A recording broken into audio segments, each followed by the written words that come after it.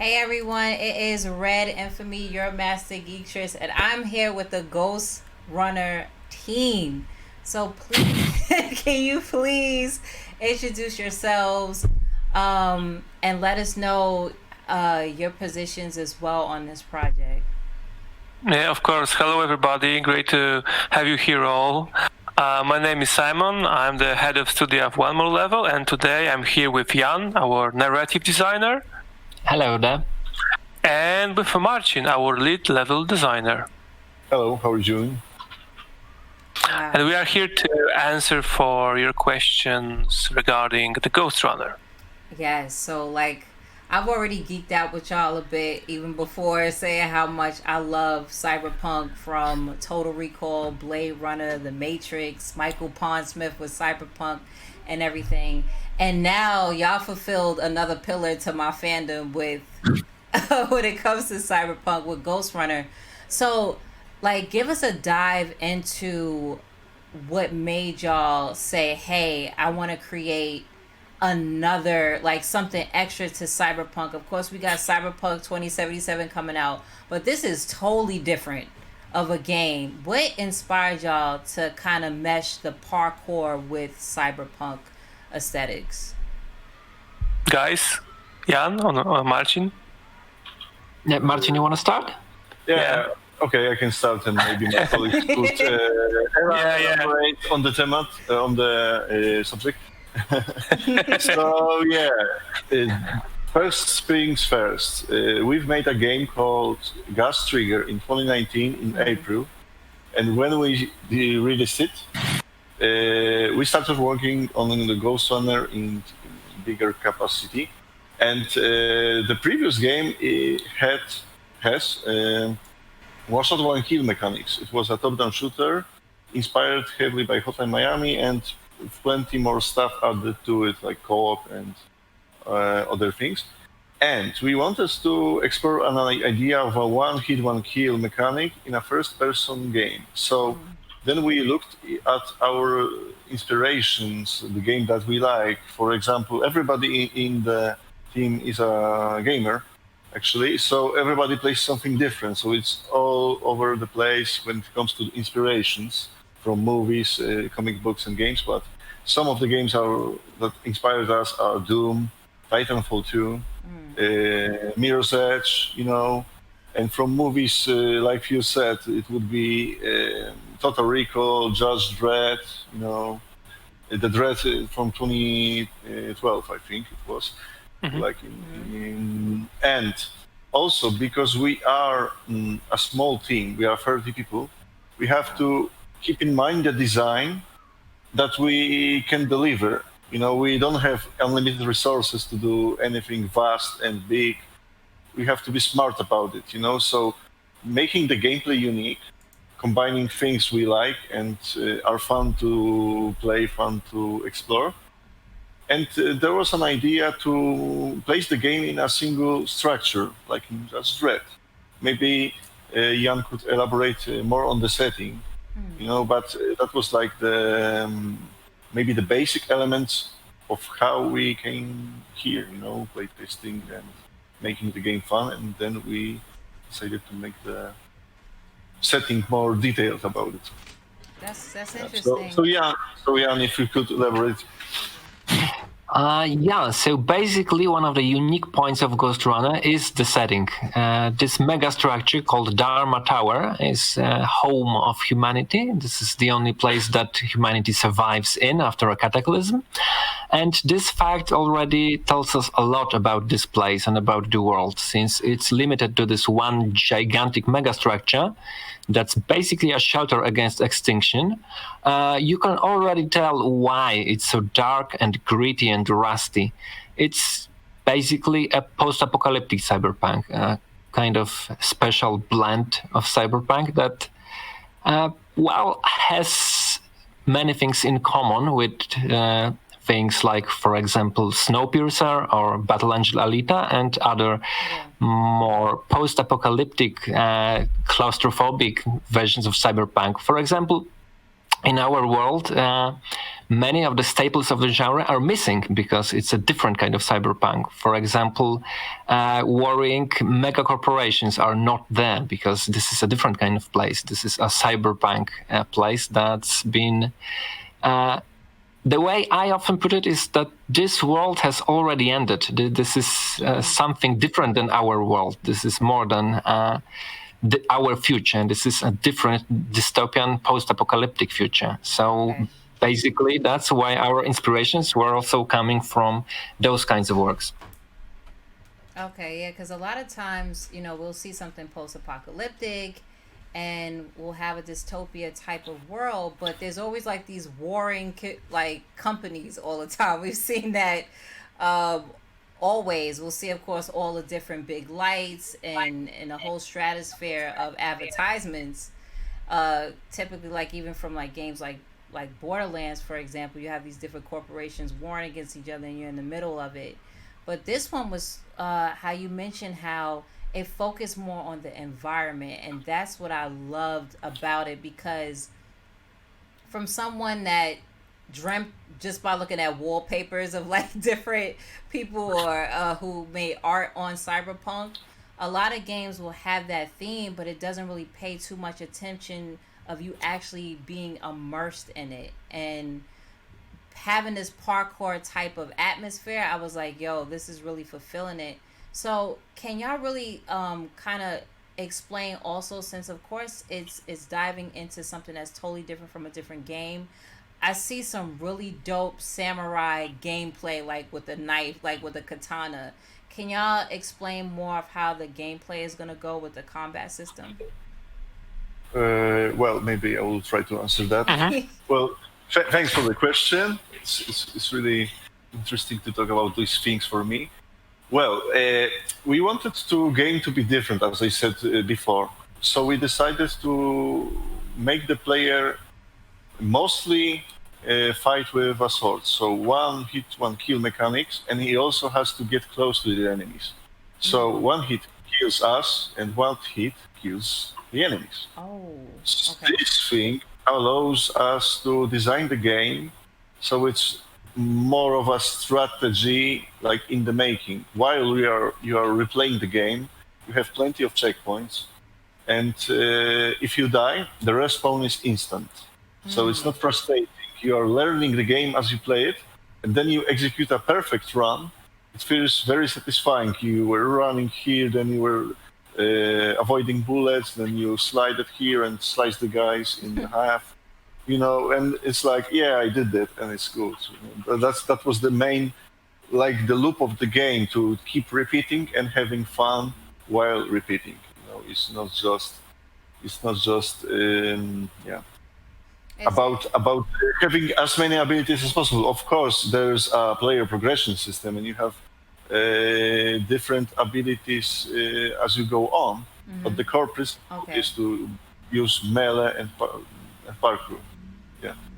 Is there like because you mentioned how you have to really strategize it? Yeah. Okay, and there's like this type of permadeath situation going on, or is it forgiving a little bit? Like, is it forgiving or is it not? Like, do you really have to strategize? Like, damn, if I didn't make this one kill correctly, I got to start at this checkpoint. Like, how forgiving or non-forgiving is it? Well, the checkpoints are placed very thoroughly. Okay. And, we keep very much close attention to it, as I said, as a level designer. In actually our previous project, that was a very big point of the development, to have plenty of checkpoints and making the game fair. It's called, the loop you described, it was moment-to-moment gameplay. You don't have a ground plan, up to, 10 minutes. You plan from the moment to moment, like I described maybe, and you can see in the video. So I'm going here, then I'm grappling that, then I'm sliding, then I'm killing this guy. Oh, he killed me. Why he killed me? Because I didn't dodge. Gotcha. Okay, so I will do the same, and then I will dodge. Or maybe I will try alternate routes, because there are alternate routes, like you can see in the video. But not, it's not an open world, but you have a variation to your approach, and player creativity shows in the playtest. Actually, that's really fun for me to watch, to see what players come up with, because you can run pretty much on everything. Of course, there are limits. You can't go like everywhere, but Yeah. we were really focused to make players feel like they are in this world and they're executing their plan. I'm riding here and sliding there, and to make it as satisfying, fun, and fair as possible. Awesome. So the character, can y'all explain like who are we playing as, and if there's like some type of dialogue or storyline with the specific character, or is this someone that you either can make, or is just something that's static as an actual character to what Ghostrunner has? So I'll take this question, I guess, at least at the beginning. We're playing as a Ghostrunner, one of many, and I can probably tell you without spoiling anything that he's one of the last Ghostrunners, one of the last surviving. He's not just a random guy. He has his own story, his own person. You unfortunately cannot modify who he is. If you take a close look at the screen, you can see that his left arm is different than his right one. And this is one of the visual cues about his story, about what happened to him before the game. And as he climbs up the tower, he learns more and more about his own past, and the player, along with the Ghostrunner, realizes what this is all about and learns about the tower, about its rulers, about the past, and about what can be done for the future, what can be done in this present moment to change what's happening to the tower. And well, basically, as I said, you start out with little knowledge, but pretty soon you come to meet, not in person, but to hear other characters. And two of them stay with you throughout the game. So as you move through the levels, they're usually seeing through your eyes and feeding you information about what's going on, what is around you, and about their plans and their ambitions. So most of the dialogue, most of the story is delivered through dialogue in between fights. As you traverse the levels, you receive transmissions and the Ghostrunner responds to them. So there's this back and forth going on as he moves throughout the tower, as he's climbing up.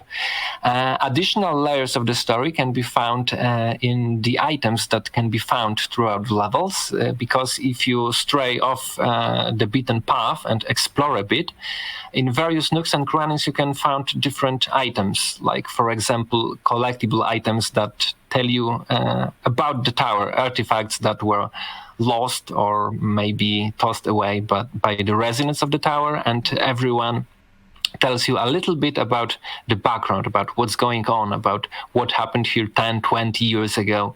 So if you're so inclined, you can fill in a lot of gaps and complete a larger puzzle. And by finding these pieces, you can learn about the world. You can also find audio logs that are closely connected to the main storyline and expand your knowledge about the main characters and the origin of the Ghostrunner. Well, all the Ghostrunners, actually. Wow. So I have a question for all of you, and I love to ask this question and know more about the devs themselves. And it's related to it and not related to Ghostrunner at the same time. But from your previous games that y'all ever worked on, or any past projects or teams, what were some of the things that y'all learned in the past that help you kind of defeat any obstacles you had making Ghostrunner? Because I know like the past project is totally different from this one a bit, but like what was some of the obstacles that y'all ran into making Ghostrunner that from your previous experiences y'all was like, okay, I got this because I learned this from this? Well, maybe I can start. Well, the thing is that you learn all the time. It's not like, at the end of the project, I stop learning. It's like every day something's new. Mm-hmm. For example, we are using, most of the team are using Unreal Engine 4 for the first time. A previous game was made in Unity. So that's one thing. The other thing was, like I said in the beginning, one shot, one kill mechanic from Ghostrunner came to the Ghostrunner. It wasn't like that all the time. You know, we were adding it to make it more fluid. You know, like making the game flow. So if you had HP, you were more inclined to stay still, and we wanted to design the game to make you run.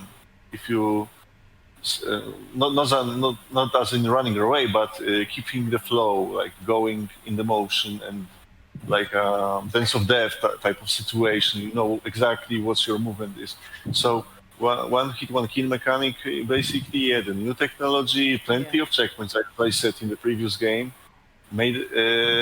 Confirmed to us that it is very critical. If your game is hard, and this game is hard, and our previous game was hard, you have to have plenty of checkpoints, and the enemy placement and cues where to go have to be in the vision of the player. So what I'm saying is, as you are playing the game, you see next point where you want to go and what is the next threat. Gotcha. It's not just going like on the 10 and not paying attention. You have to pay attention, and we make sure the feedback is given to the player, like from the previous projects and everything. Also, maybe from the story side, how to design the level so that the dialogues and the story exposition has its place and it flows together. It's not in a way. It's like it's in a symbiotic relationship, maybe let's call it that. So it flows as a whole. You know, you have a section where you fight, then you have a section where when you can parkour and explore for collectibles, maybe. So you have a breather. Then you can have a puzzle section that makes you think a bit. Then you have an exposition, maybe in Cyber Void. So that's a separate setting for player to maybe slow down a bit and absorb the world, you know, and learn more about the setting and the characters. Also, there's a player progression system to make each player style a bit more unique. You know, there's plenty of places to improve your run. You know, like maybe using strategy. Also,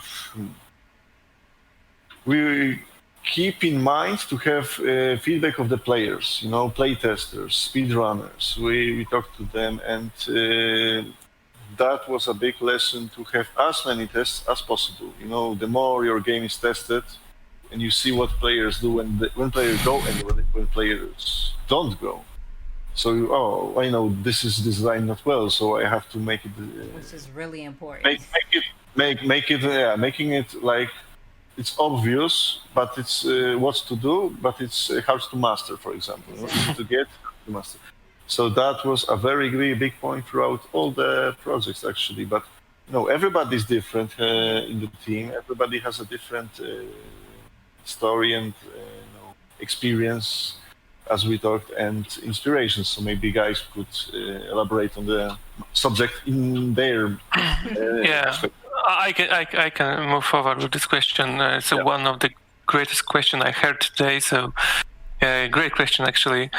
My position and my perspective in the team is a little bit different than the rest of the guys, because I'm responsible for the whole studio, for the whole company, and I can tell you that. One of the important lessons that I took since I am part of game industry business is that you should always remember about the players who are going to play in your game, and the market who has a lot of needs, and these needs are constantly changing because the players are changing, the environmental are changing, the global situation is changing. You know, before the COVID situation, game industry looks a little different than looks today, and you need constantly be updated about it. This is one thing. The second question, the second thing that you always still to remember is, you know, how to be effective when you when you are a part of industry, when you have two giant forces. One is the creativity, is the one of the pillars of the industry. But the second very important thing is the productivity. You need to be very effective. So you need to have a good balance between, the ideas and the time.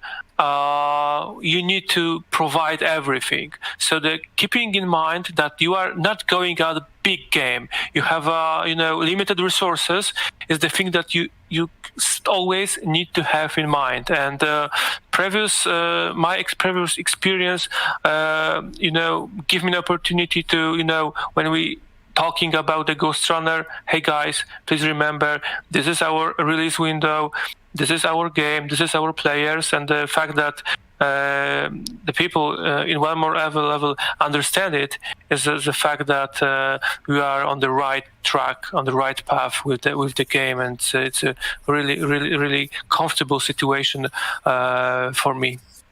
Awesome.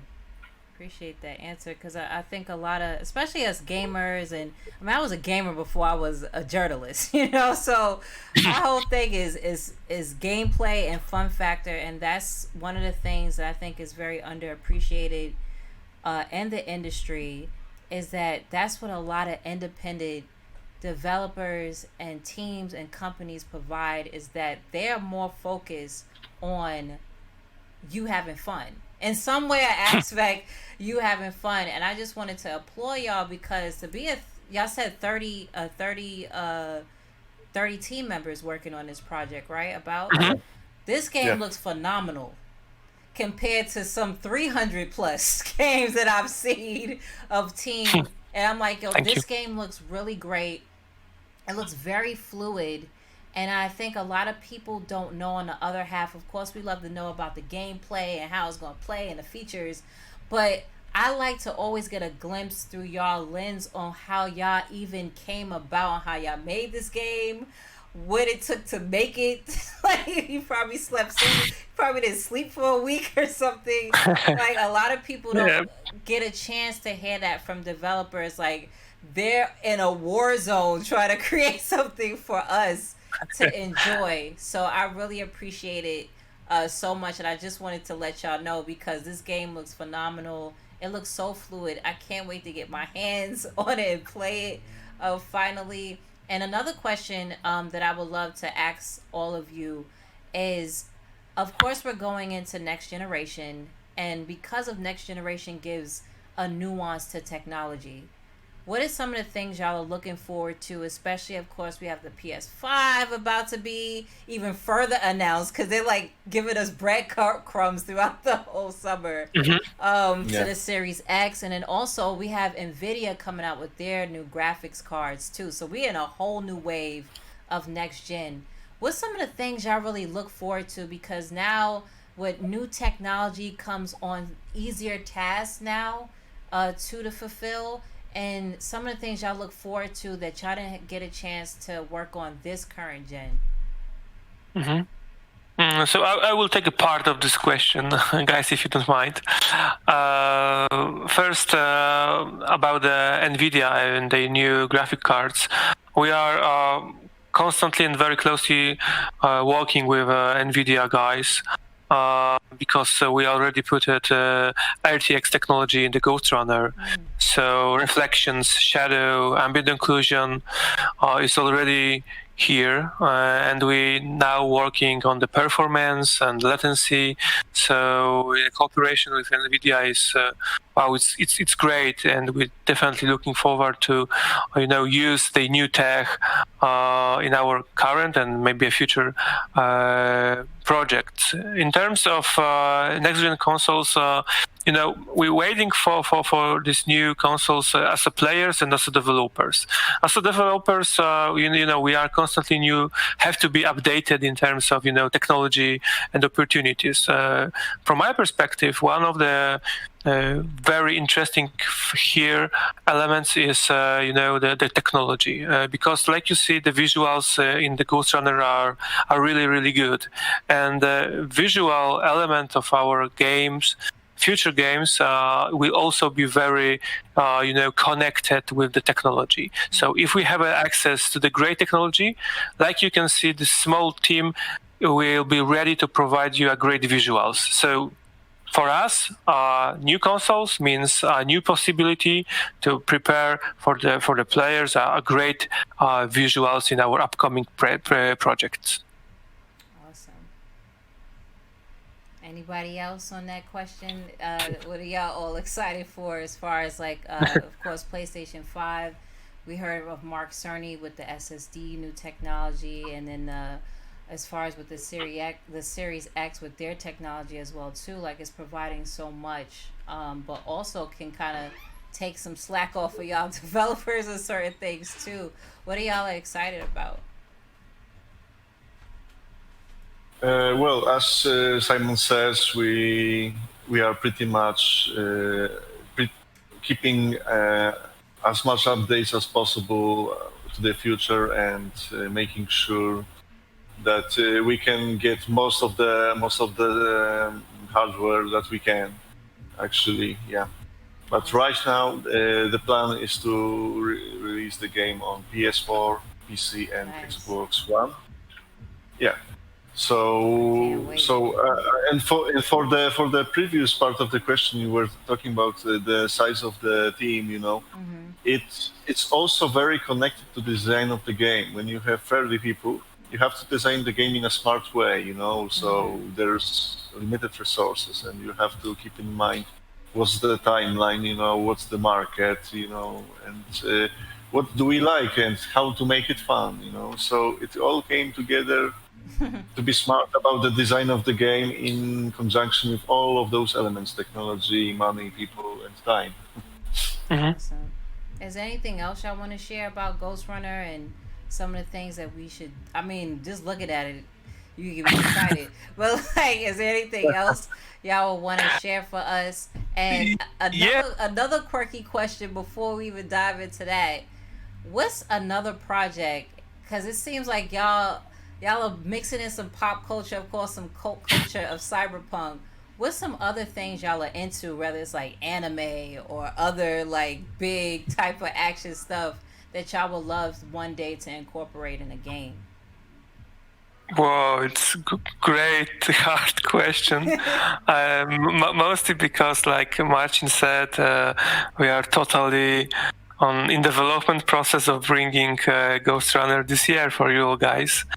So it's hard to say what will be next. We know that we of course want to support the Ghostrunner for a long time. Depends, the community response about their needs and their expectations, and so on. And we are always trying to be in, let's say, open development communication. So, for example, when we released this demo at the beginning of May, we really quickly get the feedback from the players about the time counter, the dev counter, and we decide that okay, let's make a exclusive update for the time limited demo.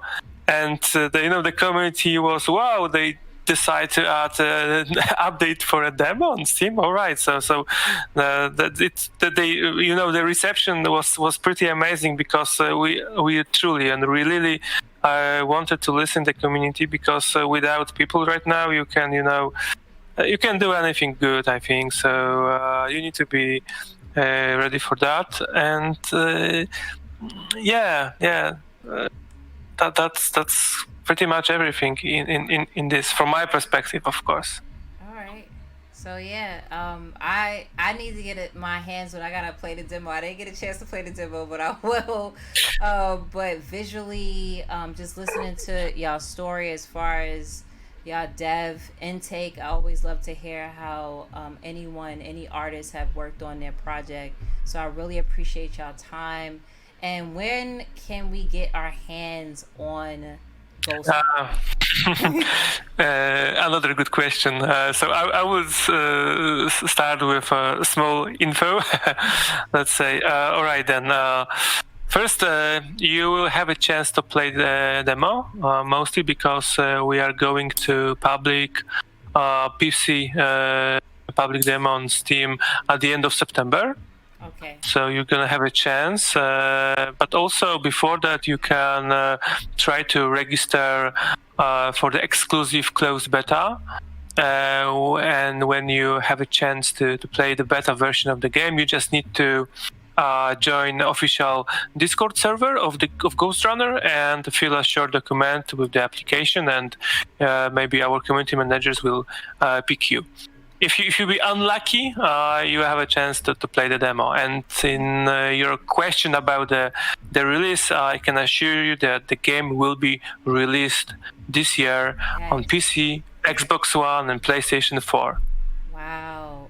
Well, thank you so much. I really appreciate you all on your work on Ghostrunner. Guys, this game, you already heard when it's coming out. It's coming out this year, okay? Yes, definitely. This year. And even if y'all push it back, I'm still fine with that because my backlog right now with games is crazy. I know. Well, thank you. No problem. I'm sure that the game will be released this year. Okay, awesome. And thank you so much, everybody. This is REDinFamy with GeekGameTyte. Be sure to check out more of our PAX online coverage.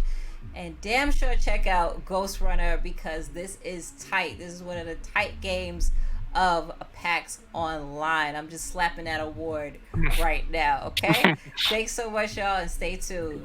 Thank you. Bye-bye. Take care. Bye. Bye-bye. Bye. Thank you.